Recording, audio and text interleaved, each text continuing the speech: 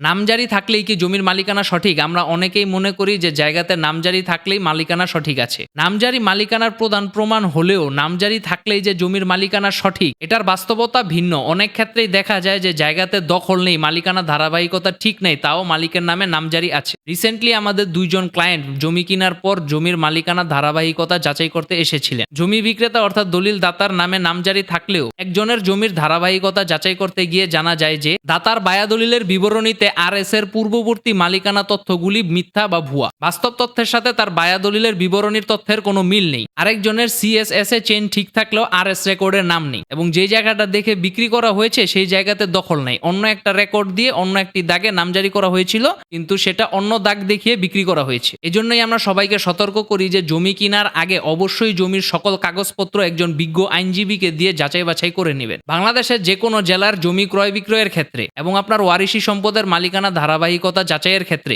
আপনার জমির সকল কাগজপত্র যাচাই বাছাই করে আমাদের অ্যাডভোকেট এরকম একটি মালিকানা চেন রিপোর্ট এবং ওয়ারিশি সম্পদের ক্ষেত্রে এরকম একটি ফরেস্ট রিপোর্ট দিয়ে দিবে। মালিকানা চেন রিপোর্টে সিএস থেকে বর্তমান পর্যন্ত মালিকানা ধারাবাহিকতার সম্পূর্ণ ঠিক আছে কিনা, কোনো সমস্যা আছে কিনা এবং কোনো রকমের কোনো সমস্যা থাকলে সমাধান কি, এ বিষয়ে বিস্তারিত লেখা থাকে।